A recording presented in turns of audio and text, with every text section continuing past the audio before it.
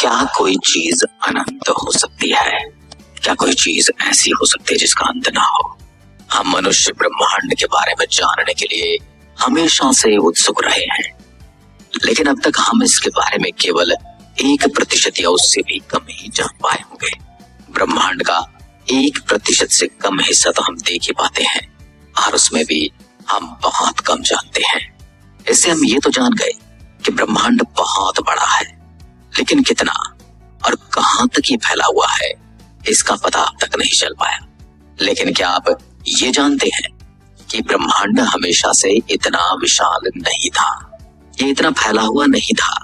ये सब तो आज से 14 अरब साल पहले बिग बैंग के साथ शुरू हुआ था, और तब से अब तक ये कभी न खत्म होने वाले एक गुब्बारे की तरह फूलता जा रहा है, यानी कि फैलता जा रहा है।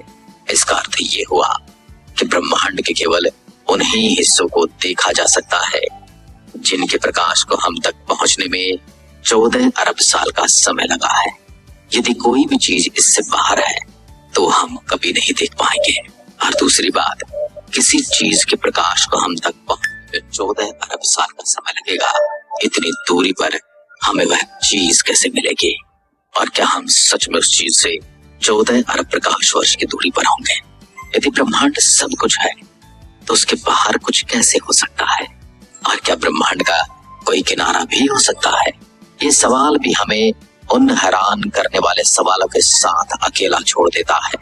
लेकिन यह ज्ञात में एक निरंतर यात्रा है जो हमारे नॉलेज और हमारे इमेजिनेशन की बाउंड्रीज को आगे बढ़ाती है।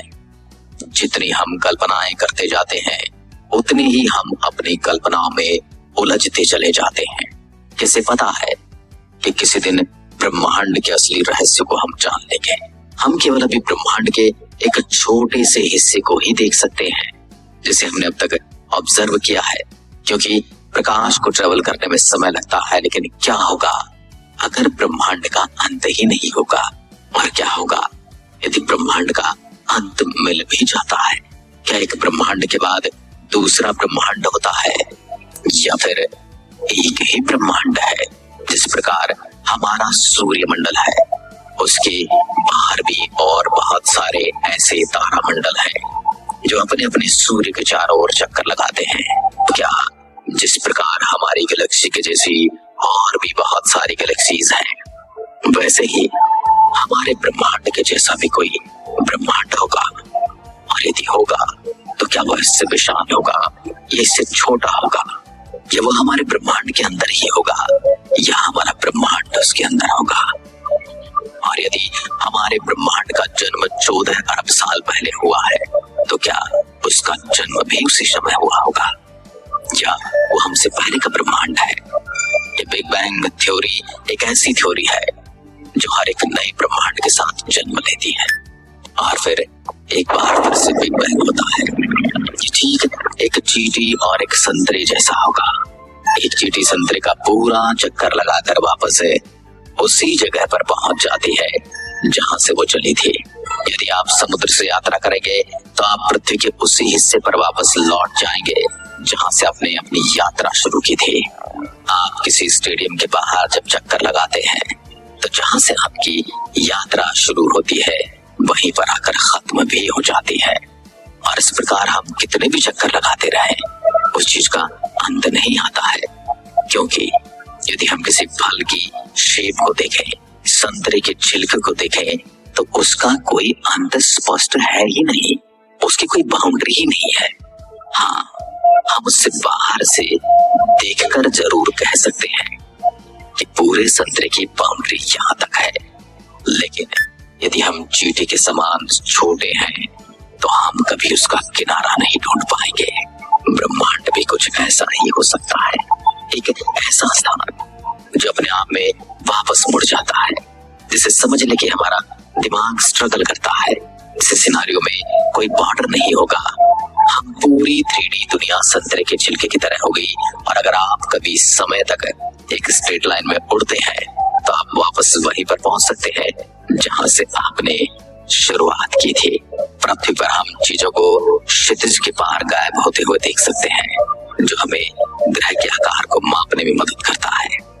लेकिन सच तो ये है कि हमें अभी तक पता ही नहीं है कि ब्रह्मांड फाइनाइट और इनफाइनाइट हाइपर स्फीयर सिद्धांत की एक फैसिनेटिंग पॉसिबिलिटी है। लेकिन अभी के लिए एक रहस्य बना हुआ है जिसका खुलासा भविष्य में होना है। तो तारों को निहारते रहे और इस पर विचार करते रहे। शायद ब्रह्मांड एक ब्रह्मांडीय संतरे का छिलका है जो हमारे जैसी बहुत सारे छोटे मोटे जानवर इसके ऊपर घूम रहे हैं और हर कोई इसके अंत तक पहुंचना चाहता है। और यदि ऐसा है तो उसके अंत तक हम कभी नहीं पहुंच पाएंगे, न ही हम उसके अंत को समझ पाएंगे और न ही उसके अंत को देख पाएंगे।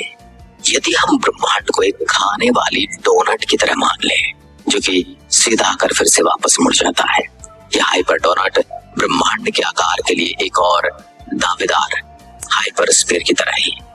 अगर आप काफी देर तक एक सीधी रेखा में यात्रा करते हैं तो आप अंततः अपने शुरुआती बिंदु पर वापस आ जाते हैं। लेकिन यहाँ पर एक थोड़ा सा झोल है। हाइपर डोनट ब्रह्मांड में चीजें थोड़ी अजीब होती हैं, लेकिन यहाँ पर एक थोड़ा सा झोल है। हाइपर डोनट ब्रह्मांड में चीजें थोड़ी अजीब होती हैं। सब कुछ समान रूप से वितरित नहीं किया जाता है। यदि आप दो अंतरिक्षयानों को विपरीत दिशा में उड़ाते हुए कल्पना करते हैं तो एक बहुत तेज से दूसरी ओर पहुंच सकता है और दूसरे के लिए परिस्थितियां अलग हो सकती हैं। एक और दिमाग घुमा देने वाली बात, एक हाइपर डोनट ब्रह्मांड एक ही समय में सबसे छोटा और सबसे बड़ा संभव हो सकता है। अपनी अजीब ज्योमेट्री के कारण इस सैद्धांतिक रूप से हमारे ऑब्जर्वेबल यूनिवर्स से कुछ ही गुना बड़ा हो सकता है, लेकिन ये अनंत रूप से विशाल भी हो सकता है। क्योंकि क्या होगा अगर ब्रह्मांड का वास्तव में कोई अंत ही नहीं है? क्या होगा अगर अंतरिक्ष हमेशा के लिए चलता रहता है? एक अनंत ब्रह्मांड कैसा होगा? ये कैसा सवाल है जिस पर सदियों से फिलोसोफर और साइंटिस्ट विचार कर रहे हैं। बुद्धिजीवी इस पर अपना दिमाग खपा रहे हैं। एक अनंत ब्रह्मांड, एक अनंत रूप से दोहराए जाने वाले पैटर्न या अनंत सितारों के अस्तित्व जैसी मन को चकरा देने वाली अवधारणाओं को सामने लाता है, जिसमें से प्रत्येक में जीवन की अपनी क्षमता है। सच तो ये है कि उसके आगे तक ये विचित्र संभावनाएं ब्रह्मांड की एक तस्वीर पैदा करती हैं जो हमारी कल्पनाओं से कहीं अजीब और अद्भुत है। तो तारों को निहारते और सोचते रहिए, ब्रह्मांड वास्तव में किस आकार का है? ब्रह्मांड हमारी परिकल्पनाओं से भी परे है। लेकिन क्या होगा यदि ये विशाल न हो, बिल्कुल सचमुच अनंत हो, यानी कि विशालताएं की सारी सीमा रेखाएं पार करके ये अनंत हो। एक अनंत ब्रह्मांड हमारा दिमाग चकरा देने वाला है। सबसे पहले अगर इसका कोई अंत नहीं है तो क्या इसका मतलब ये हुआ कि ये शाश्वत है? यानी इसका कोई आरंभ भी होगा या फिर ये हमेशा हमेशा से ऐसा ही है?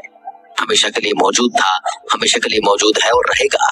क्या कोई ऐसा समय था जहां सचमुच कुछ नहीं था और फिर सब कुछ बिग बैंग के हमारे पास पुख्ता सबूत है जो बताते हैं कि ब्रह्मांड का एक निश्चित शुरुआती बिंदु था। एक अनंत ब्रह्मांड में आकाश गंगाएं लगातार एक दूसरे से दूर जा रही हैं, जो अंतरिक्ष के ही फैब्रिक को खींच रही हैं। एक असीम रूप से फैलने वाला गुब्बारा सा प्रतीत होता है, दिमाग को फैला देने वाला, दिमाग को चकरा देने वाला। रुकिए, अभी तो और भी हैरान होना बाकी है। इस अनंत ब्रह्मांड की यात्रा करने की परिकल्पना करें। नई आकाश गंगाएं, विचित्र ग्रहों और शायद परग्रहित जीवन जिसे आप एलियन लाइफ भी कहते हैं, उसका सामना करना। लेकिन अंतिम दिमाग यात्रा के लिए तैयार हो जाओ। कल्पना से भी लंबे समय तक यात्रा करने के बाद आप मोस्ट माइंड ब्लोइंग खोज पर ठोकर खा सकते हैं। ये कैसे संभव है? क्योंकि ब्रह्मांड में सब कुछ एक सीमित संख्या में निर्माण ब्लॉकों से बना है। मूलभूत कण और सामग्री की एक सीमित संख्या के साथ आप केवल सीमित संख्या में संयोजन बना सकते हैं। ये संख्या हमें एस्ट्रोनॉमिकल लग सकती है, लेकिन ये वास्तव में अनंत है। तो इस अनंत अंतरिक्ष में जो हमेशा के लिए भरा है, आप अपनी कॉपी से सामना कर सकते हैं। यानी कि आपको अपना हमशक्ल बिल्कुल आपके जैसे व्यवहार करने वाला कोई दूसरा जीव या मनुष्य मिल सकता है। पुनरावृत्ति यानी कि रिपीटेशन पैराडॉक्स। सब कुछ अद्भुत है यहाँ पर। अब सिर्फ इसलिए कि कुछ संभव है, इसका मतलब ये नहीं कि ये अवश्य होगा।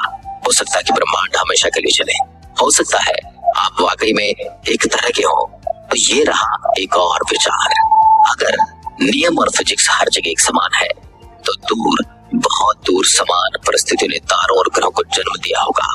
उन दूर की दुनिया में शायद सही रासायनिक प्रक्रियाओं ने जीवन के उद्भव को जन्म दिया, जो अंततः जटिल जीवों, शायद बुद्धिमान प्राणियों को जन्म देगा। ब्रह्मांड की विशालता का मतलब कि अगर कुछ एक बार हुआ पृथ्वी पर जीवन की तरह, तो संभव कि कहीं और फिर से होने की संभावना शून्य नहीं हो सकती। ये एक दिमाग को झकझोर देने वाली संभावना है जो हमें जवाबों से ज्यादा सवालों के साथ छोड़ देती है। ब्रह्मांड अनंत संभावनाओं का स्थान है, शायद अनंत दोहराव भी है। यानी कि ब्रह्मांड अपने आप को बदलता रहता है। जैसे एक जीव दूसरे जीव को जन्म देता है और अपनी प्रॉपर्टी, अपना सब कुछ उसे सौंप देता है, वैसे ही शायद ब्रह्मांड भी करता है। जैसे जैसे हम ब्रह्मांड का पता लगाना जारी रखते हैं, एक बात निश्चित है, ये यात्रा आश्चर्यों से भरी है, अद्भुत नजारों से भरी है, हैरान कर देने वाले दृश्य देखे जा रहे हैं और ऐसी खोजों की इसमें क्षमता है जो इस भव्य अनंत अस्तित्व में हमारे स्थान को हमेशा के लिए रीडिफाइन करेगी। ब्रह्मांड की विशालता आपके सर को घुमाने के लिए काफी है, लेकिन क्या होगा अगर ये सिर्फ विशाल ना हो बल्कि सचमुच अनंत हो। हमने कुछ दिमाग को झकझोर देने वाली संभावनाओं को खोजा और ये इसका आखिरी पड़ाव है। ब्रह्मांड इतना विशाल है, अकल्पनीय दूरियों की यात्रा करने के बाद भी दूसरी पृथ्वी या किसी और आपको ढूंढने की गारंटी नहीं होगी। यानी कि जरूरी नहीं कि आप कहीं जीवन ढूंढ पाए। एक अनंत ब्रह्मांड में कणों का हर संभव संयोजन, हर तत्व, हर अणु, हर जीवित चीज सैद्धांतिक रूप से कहीं न कहीं मौजूद हो सकती है। ये सिर्फ पॉसिबिलिटीज है, सिद्ध तथ्य नहीं। विज्ञान की सीमाएं जहां घुटने टेक देती है और प्रतीक्षा करने लगती है एक ऐसे नए आविष्कार का जिस गुत्थे को सुलझा सके। दुर्भाग्य से हमारी वर्तमान तकनीक के साथ इन अनंत ब्रह्मांड परिदृश्यों का परीक्षण नहीं किया जा सकता। हम ब्रह्मांड कितना विशाल है नहीं जान सकते, ब्रह्मांड किस प्रकार काम करता है ये भी नहीं जानते, और ब्रह्मांड में हमारे जैसी कितनी पृथ्वियां हैं ये भी हम नहीं जानते। और क्या जीवन जीने के लिए हमारी पृथ्वी के जैसी ही परिस्थितियां होनी जरूरी है, ये भी हम नहीं जानते, क्योंकि जीवन पनपने के लिए बहुत सारे वातावरण अनुकूल हो सकते हैं और उसी वातावरण के अनुसार जीवन भी उसी तरह का हो सकता है। और न तो हम इतना गहरा देख सकते हैं और न जान सकते हैं,